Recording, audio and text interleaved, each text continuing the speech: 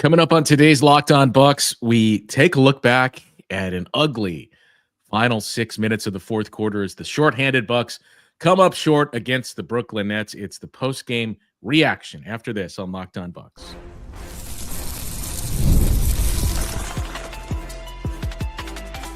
You are Locked On Bucks, your daily Milwaukee Bucks podcast, part of the Locked On Podcast Network, your team every day.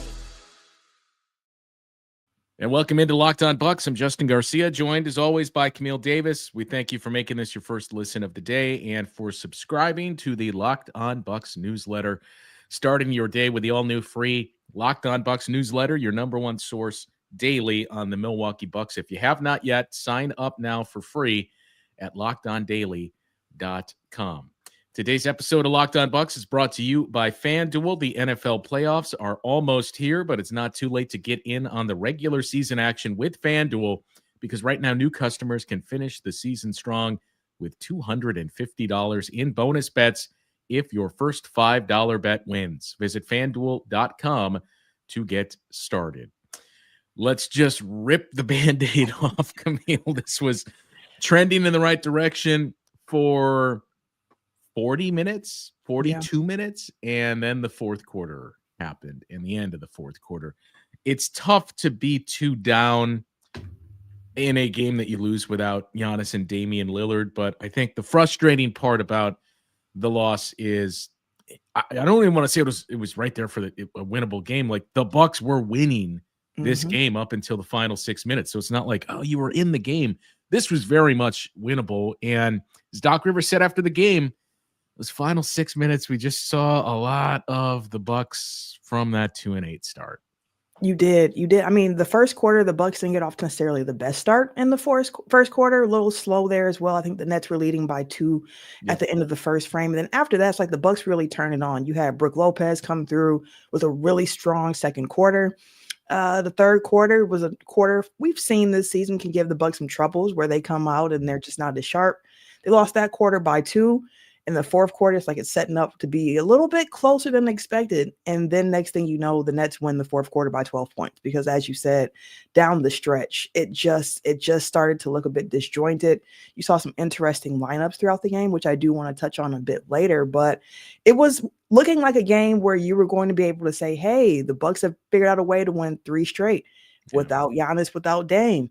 And they just could not find a way down the stretch. Just some defensive lapses from this Bucks team, as well as just some struggles to get the ball in the hoop. I was talking about it with somebody before the game too, in that,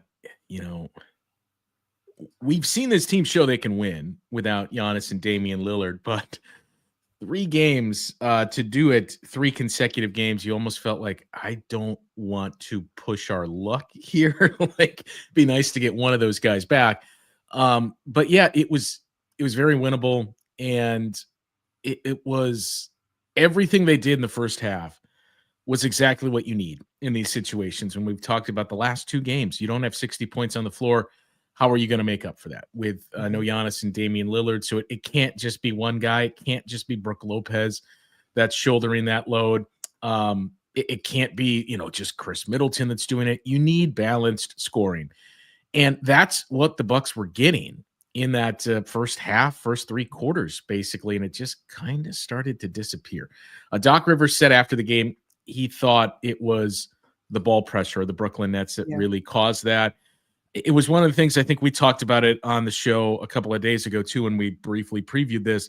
The Nets don't do a whole lot well defensively, but the one thing by the numbers they do well is force turnovers. And even on our pregame radio broadcast, when we single out, okay, what are the things to look at coming into this game? The very last segment of pregame, I said once again, turnovers. Just keep an eye on that. When you're down Giannis and Dame, it's not to say you shouldn't place value on your possessions to begin with, but it's especially critical that you place a high importance on valuing your possessions, getting good looks and not turning the ball over, and not giving the Nets any additional opportunities when you're down that firepower. Do you know how many total turnovers there were in this game? Combined between both teams? Combined, because it wasn't just the Bucks, in fairness. Oh, yeah, it was a lot of turnovers, period. It had to be like, 35, maybe 40? 44 turnovers Yeah, total. it was a lot. Each team had 20 or more turnovers. The Bucks with 23, the Nets with 21.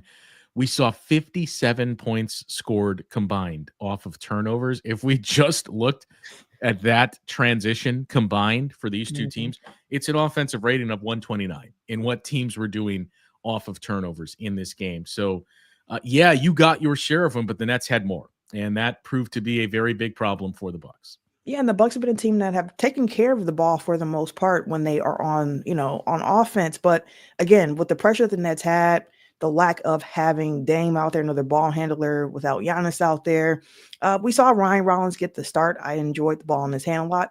One thing I have noticed, Bobby Portis a lot more with the ball in his hand, with whether he's bringing it up, initiating every so often at the top. We were also like, this is kind of interesting seeing how much Bobby Portis has the ball in his hand. But again, you were lacking some ball handlers. I think they were trying to find some outlets throughout the game and just like, hey, just Bobby, they're not pressing you right now. We're going to get the ball to you. Figure out how to get the ball back to somebody else's hands. But it was just a little bit difficult down the stretch. And this is a Nets team that's not really big size-wise.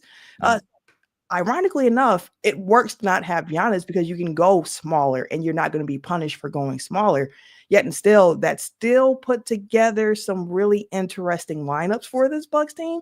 And I was like, I do wonder if it's just a little look ahead of some of the looks we might get if the Bucks do decide to play small when Giannis is healthy. Because we saw some lineups, like I'd write them down. Like we saw Rollins, AJ Green, Taurean Prince, Ajax with BP. You saw Wright out there with Gary Trent Jr., AJ Green, Taurean Prince, and Brook. Then you had the look where it was like Middleton was your pseudo power forward when you had Rollins and Gary Trent and AJ Green and Middleton and Brook. And yet, still, you look at those lineups and you're just kind of like, okay, I can see Rollins, I can see this, but we've talked about like Delon Wright as a ball handler and how sometimes he can get pressured. There were times in the game where he was just dribbling a little bit too much and it just wasn't a coherent game. So I can see why the first thing that Doc Rivers pointed to was just the pressure the Nets put on them and how it got them into some bad spots. You could see that clearly when you looked at the lineups that were being thrown out there. You could have some questions about who was really going to take the lead for this team. Yeah, and there's a couple of things of note. I thought there was really three plays that stood out the most in the fourth quarter or late in the game that led to the Nets kind of seizing control of this game. And you mentioned the name Delon Wright too.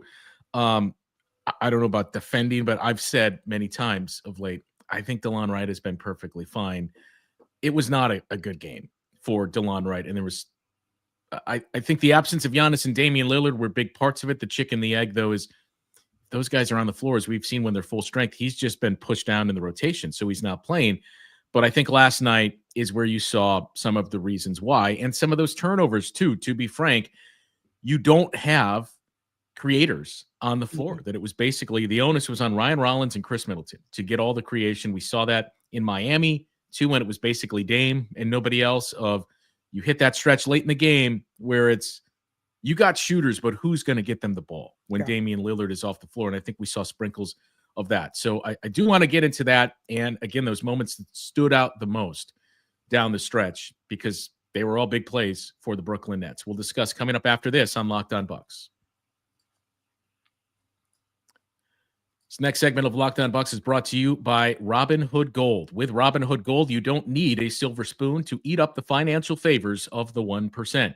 Robinhood Gold allows others to get the rates and perks usually reserved for the high society. Now, the resourceful individual with Robinhood Gold can earn the very liberal rate of 4.25% APY on uninvested cash and be rewarded with a handsome 3% retirement boost on IRA account contributions. Robinhood Gold provides the privileges of a high net worth for any net worth. These generous benefits are now available for only $5 a month. The new gold standard is here with Robinhood Gold. Sign up at robinhood.com/gold. Terms apply. For product-specific disclosures, visit robinhood.com/gold. Investing involves risk. Rate may change. Gold membership is offered by Robinhood Gold, LLC. So let's just start with the second unit that we saw for the Bucks. Positives: Taurean Prince, hit 3 threes. He had been really mired in a shooting slump since Khris Middleton returned. I thought he gave you some nice minutes in this game. Gary Trent Jr., double-digit scoring, shot 60% from the field, 2 of 2 on his threes.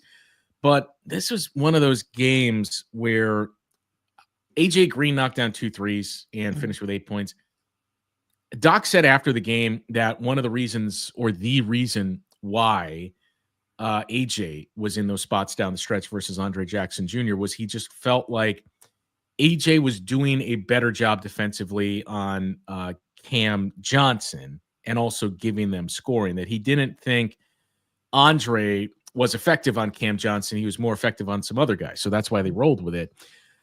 I think it's been a rough stretch recently for AJ Green. And part of that is this team is getting healthy and they're getting players back on the floor, and part of the role and part of what you're asked has started to diminish. I think that's what we've seen, especially with a guy like Taurean Prince. But when I mentioned there were 3 plays that really stood out, one of those involved AJ Green, and Doc Rivers didn't bluntly say By this name. after the game, but if you read between the lines, the takeaway I had was Doc Rivers saying AJ Green screwed that up down the stretch when Cam Johnson hit that 4-point play. Yep. That I think to the naked eye you saw, wait a minute, why are we double teaming Ben Simmons on the perimeter? And it led to a wide open Cam Johnson. And as Doc said it, we instructed everybody to go under screens on Ben Simmons. And I don't know if there was a miscue, but somebody switched there and he wasn't supposed to. So that was one of those big plays. But I thought overall it wasn't a bad night. I thought there were rough stretches for AJ Green. And I think we've seen a little bit of that recently. We have, and I noticed that a few weeks ago. And not to cut you off, but since we're mentioning AJ Green, the 3 plays that stood out the most, the other one was you have a shot clock violation coming out of a timeout where AJ Green was unaware you had 3 seconds left on the shot clock, and you could see Chris's visible frustration of, we just discussed this. You can't look to pass here. I set you up. You have to shoot it. I mean, you also had the play too where the Bucks were building momentum. I think it was in the 4th, and AJ Green tried that pull up 3. He missed it. The Nets go back down. They score on the other end, and it was just kind of like a swing play for the Bucks as well. But it's been a rough stretch for him, and I think that's what happens at times with young players. You go through stretches as you're trying to figure things out. And for AJ, again, somebody who has to come in, he knows his role, go out and get the shots, and the shots haven't been falling for him necessarily. He did do a better job of not fouling as much as we have seen with some more shifty players that he seemed to have a little bit more trouble with. But it was one of those games where you look back at certain moments, the flagrant foul on Khris Middleton that kind of also changed the momentum for the team just down the stretch. And you also saw like Khris Middleton is I see in the comments, we're recording this live as well. There is some conversation going on about his play. And again, 7 turnovers for Khris, not good. You can't have that from Khris Middleton in a game, especially in a game where he is one of the primary ball handlers with no Dame and with no Giannis out there. And down the stretch in the 4th quarter, I was looking at the lineups out there and I'm like, they need somebody who's going to be able to put the ball in the hoop. And Khris, I'm like, it's going to lean a lot on Khris. And I think he scored 12 straight down the stretch there in the 4th quarter. But it just wasn't enough because on the other side of the ball, the Nets were able to continuously generate looks for themselves. I mean, the fact that Noah Clowney, he was out here sparking like he was Steph Curry. He had 6 of 9 from 3 in this game. And down the stretch, to see how Cam Johnson, they were feeding Cam Johnson, and he finished 8 of 13 from the field as well. That last play that you discussed that Doc didn't call AJ Green out by name, just said somebody switched where they shouldn't. I was yelling initially when that play because I was like, why is Bobby playing Ben Simmons so high? I was like, you don't have to play him that high. Just back off and the money double. And we saw that for a couple of possessions in a row down the stretch of we don't need to pick up Ben Simmons full length of the floor. Yeah. Just some lapses. It was defensive lapses for this team. To your point that you made earlier in the show, it felt a lot like what we saw earlier on in the season. We even saw a play or two down the stretch where you see guys sitting here just putting their hands up like, wait, what happened? Like, where's the miscommunication at? And I do wonder if part of that is just some lineups that you don't see as often for the Bucks because Doc has to reconfigure things. But It was disappointing because it was a game that was in their grasp. You saw how they were playing, moving the ball around. And I do think as well down the stretch, it was just a little bit too much hero ball. And I can understand why when you're like, we need someone to go get a bucket, but make it difficult on the nets where you're swinging the ball. You got that ball moving, try to find the best shot instead of a difficult shot that you can hit. And that was Doc's point after the game is that's how you beat the ball pressure is by moving the ball. That's what we were doing in the first half. And think about how many good looks the Bucks had and how many times we saw them moving the ball and creating a shot without dribbling, that it was pass after pass after pass, guys cutting to the basket as well. The Khris Middleton turnovers, as you mentioned, can't have 7 turnovers. Yes, too many. But I would say a lot of those turnovers came on entry passes where Khris is trying to make the right play to Brook Lopez a couple of times. There was one really terrific pass to Bobby Portis that I just thought there's no way Bobby is getting to that, where Khris threaded the needle and Bobby was able to get down the lane. And I think that was when he had his dunk.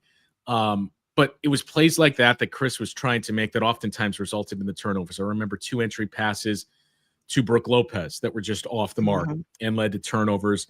And look, again, you can't have 7 turnovers. When we mentioned you really have to protect the ball, especially against a good high turnover rate team in the Brooklyn Nets, but without your 2 leading scorers. But it's tough to fully come down on the guy for trying to make the right play. And I see a few other comments too of AJ Green agreeing, had a rough night, has had that a couple of times recently. But, TJ pointed out these are valuable minutes for his future.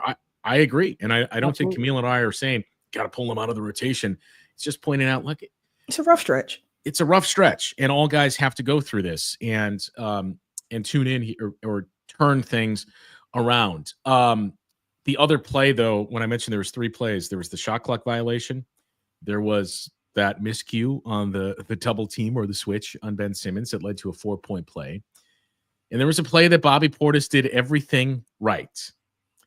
And you mentioned Noah Clowney, who hit 6 threes tonight.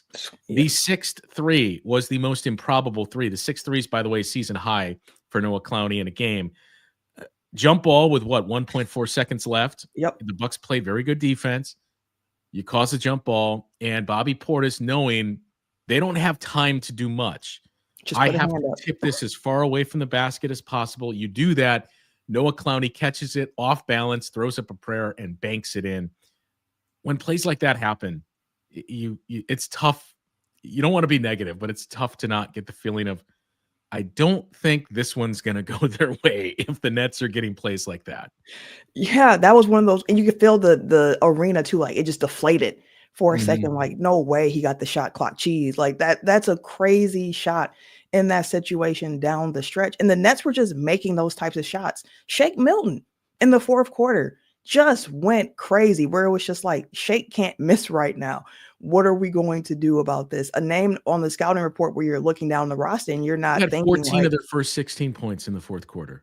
Right. Where you're that's where the game started to turn and fully in the 4th quarter. He finished with 20, and that was pretty much all in the 4th quarter for him. And again, the Bucks needed somebody on their side to be able to respond, and they weren't able to. I mean, giving up the most points that you gave up in any quarter in the 4th isn't a good recipe for the Bucks. They gave up 27 in the 1st quarter, 24 in the 2nd, 25 in the 3rd, and then 35 points in the 4th quarter. Because again, down the stretch, the execution just wasn't sharp. You had guys hitting some really tough shots. But I did see coming out of it, though, some things that I would see as some positives, some things that I was like, okay, we can keep building on this going forward. I saw someone in the comments point out Andre Jackson Jr.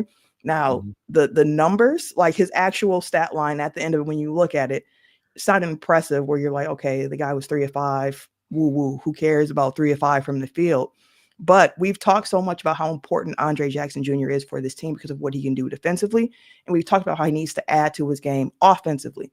Yeah. The fact is, I saw him driving aggressively to the rim, windmill layups, just attacking, getting to the free throw line.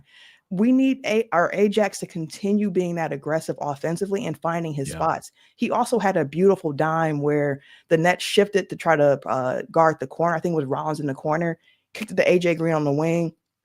Beautiful pass, knockdown 3. kept the game rolling. So I did want to give Andre Jackson Jr. some credit for the growth that I've been seeing from him offensively, because the Bucks are going to need that in droves going forward. In addition to that, also want to show Brook Lopez some love, because the first half that he had was fantastic. I wish the Bucks could have found a way to go to him a bit more in the second half, because he only had 2 points in the second half after having 18 in the first. So it was some good things that were happening, just not at a consistent level to get the win. Yeah, it's a good point on Andre attacking the rim aggressively early in this game, because we've talked a lot about Andre's shooting and the spacing that you need with this team. And I think a lot of people assume, well, he's just got to hit corner threes. He does. But to me, I think the easiest way to circumvent that in the short term is him putting pressure on the rim and showing that aggressiveness. And it's something that we've seen him do more and more of in recent games here. So a few other of the positives to touch on, I do want to get into here, and then we'll take a look ahead to an interesting close to the calendar year for the Bucks, with 2 divisional games coming up here on the road to wrap things up. We'll do that next on Locked On Bucks. Next segment of Locked On Bucks is brought to you by FanDuel, as the NFL playoffs are almost here, but it is not too late to get in on the regular season action with FanDuel, America's #1 sportsbook. Right now, new customers can finish the season strong with $250 in bonus bets if your first $5 bet wins. FanDuel has so many ways for you to pick up those wins when following your teams. How many points each team will score, who will score a touchdown, and when. All the thrilling possibilities and more available to you on FanDuel. Just visit FanDuel.com to join today. That is FanDuel.com for your chance at $250 in bonus bets. Make every moment more with FanDuel, an official sportsbook partner of the NFL. So Andre, I thought was good in that sense, and these are the games too where you need offense, and that's going to be the toughest part for Andre in these types of games, because of Giannis and Dame being off the floor. So I can get Doc going with some of the other guys. Gary Trent Jr., a very good game. We mentioned the points, and as we talked about on a recent show too, he is very much a gambler defensively. Yes. And you saw that pay off a couple of times against the Brooklyn Nets. But it just felt like this team needed a spark in that fourth quarter, and that's what Andre does well. You think back to the first quarter when the Nets had, I don't remember what it was early, but like a 6 or so point lead, and the Bucks, not that 6 points is insurmountable, but started their comeback. And Andre had that out of nowhere flying in, tip in dunk. And we saw Jordi Fernandez immediately call timeout, because those are the things that can build momentum and give you that energy. And it just felt like that's a big piece that the Bucks were really missing in the fourth quarter of this game here. Look, as we said from the start, because there's 2 constant themes in the comments here, and I just want to address these.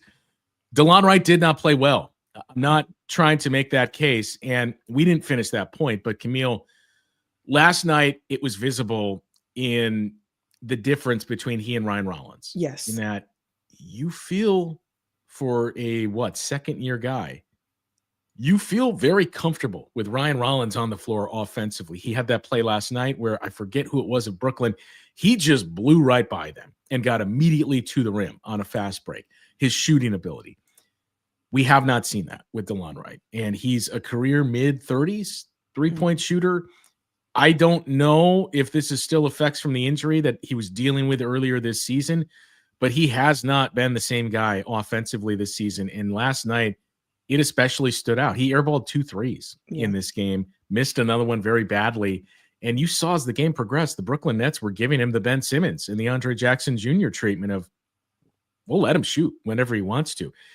That's going to be a huge problem. And that's, again, things like that. When we said, if Ryan Rollins keeps playing like this, it is a conversation. And if Delon Wright continues to struggle offensively, all these guys that we've talked about, when you talk about Giannis and Andre, like, you can't start to stockpile guys that are one-way players. We saw that last year and how that worked out. So to me, that more than anything is really leaving this door open to say, is Ryan Rollins going to fully secure all of those minutes?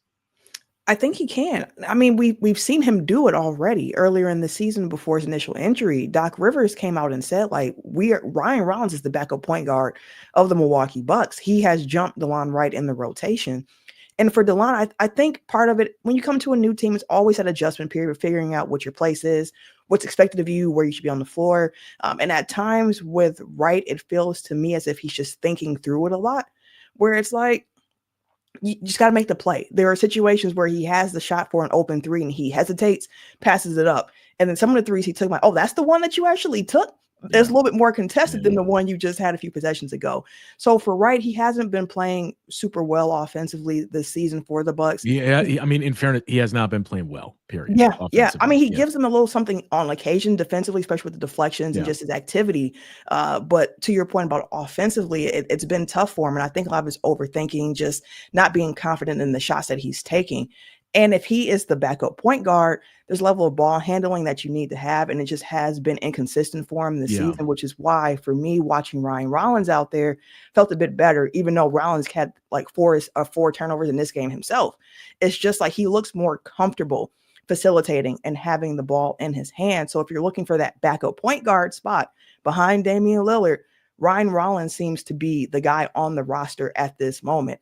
But one thing, I've mentioned it before, that I like about the construction of this team is that you do have the mix of the young guys and the older guys. So you can kind of continue to see through camp, through minutes, who deserves to have that time on the court. And right now, I think it's Ryan Rollins' time, even with the injury, which makes his two-way status really interesting for this team, because if he is somebody who is rising up the depth chart in that way, where you're going to look at him as the backup point guard of the Milwaukee Bucks, there's only so many more games that he's going to have left to be able to play as a two-way guy. So then the question becomes, if you're that confident about what he can do, is there a corresponding roster move that you're going to look to make sure that he has a standard contract to be able to play for the Bucks throughout the remainder of the season, as well as the playoffs once you get there? I think I was talking about this actually yesterday with Frank at our Mecca to Rocky Rococo's, and it's 50 days, I believe, is your two-way max. 50 days that you can be with the NBA club, and Rollins has played in 15, but it also takes into account the games where you were not made inactive and just didn't play in the game. So that's the tricky part. I went through and counted those the other day, just trying to do the math quickly in my head here, Camille. I think he's at 22 days that he's been with the NBA club. So he's basically halfway through those 50 days. And Doc Rivers was asked about this, I think, before the Bulls games, one of these recent games. And the answer he gave was essentially, look, if you keep playing like this, we're going to figure something out. You're going to have to.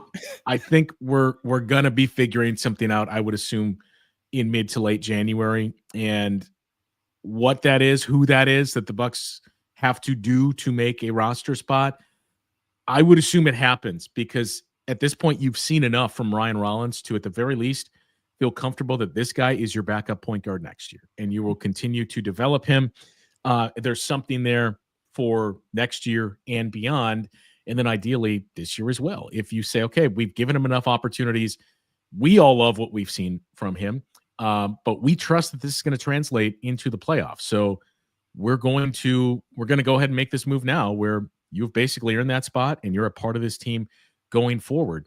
But yeah, it's getting close to that halfway point where you're going to have to figure something out here. And that's, as a few people pointed out too, and that's the most perplexing thing here, is this is not the version of Delon Wright we saw last year. Right. And look, I get that you can't predict when it just ends, right? Like, that was one of the big fears for a lot of players on this Bucks team too, that sometimes it's just the ride is over and there's no telling when that is.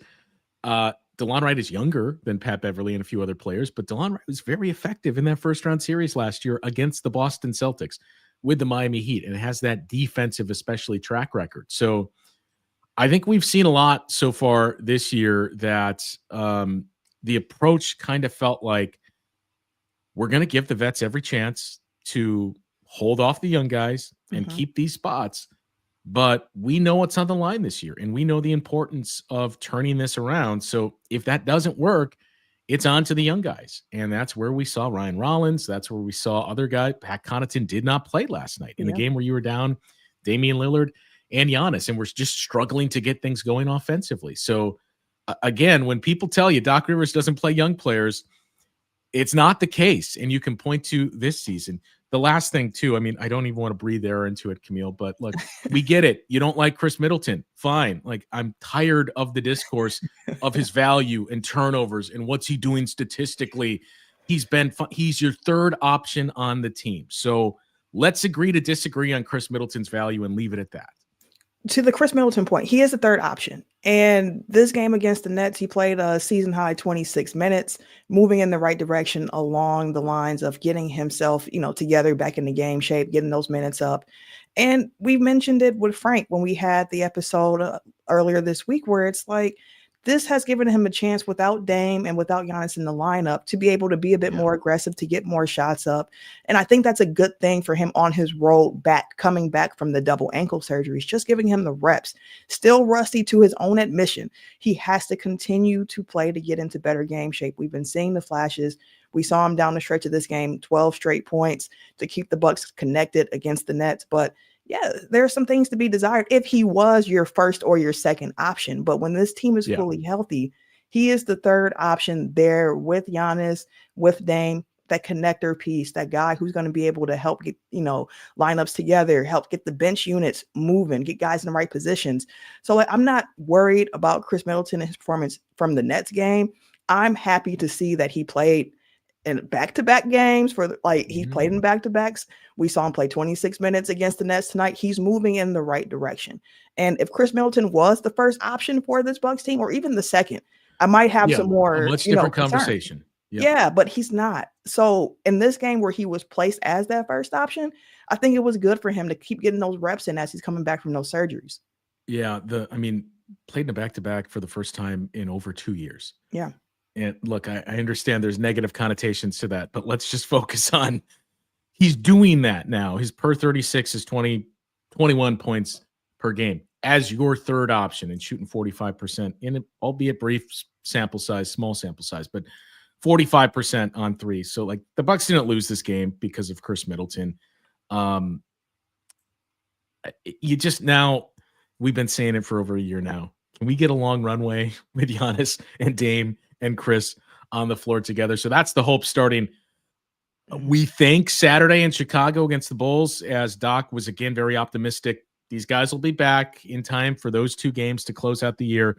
Thought it was going to be yesterday against the Brooklyn Nets, and even said we kind of circled this coming out of the NBA Cup, this game against the Nets, of once you get through that emotional come down, the back-to-back, adjusting to the Christmas schedule, not playing on Christmas and everything else. Like, we think that game Thursday against the Nets is when we'll be back to normal and back in the swing of things. And unfortunately, you didn't get it because of no Giannis and Damian Lillard. But look, you still went 2-1 in those three games that you played without that duo. Hopefully it ends at that, and we're not talking about another game against the Bulls with them. But I think that's the overall message from this one. Is very unfortunate. You did a lot of things you have not seen the Bucks do recently, not since the first 10 games of the season, but it doesn't ruin what we saw in these 19 games since that start. And I know the message from the team has very much been, look, we're done with 2-8. We've heard enough of it. Let's pay attention to the 14-5 since 2-8. And I think there's some merit to that. I also think I get being tired of the 2-8 discourse, but like, it's something to be proud of, to say we pulled ourselves out of that and have turned things around. And hopefully we continue to see that turnaround Saturday in Chicago against the Bulls. Camille and I will be back Monday to start to wrap up the calendar year. We're going to have a post-game show as well Tuesday. Not sure if that'll come out Wednesday morning on New Year's Day, if we'll do it sometime early evening Tuesday afternoon. And another show on Tuesday as well, probably previewing that matchup with the Indiana Pacers. So you'll have 3 episodes to look forward to early in the week next week. And then who knows how we're going to treat New Year's as we took a day off for Christmas. Maybe we'll do the same next week as well. That'll do it for today's show, though. Thanks to everyone for tuning in on the podcast, on YouTube as well, and in the live streams. For Camille, I'm Justin. We will talk to you guys once again next week on Locked On Bucks.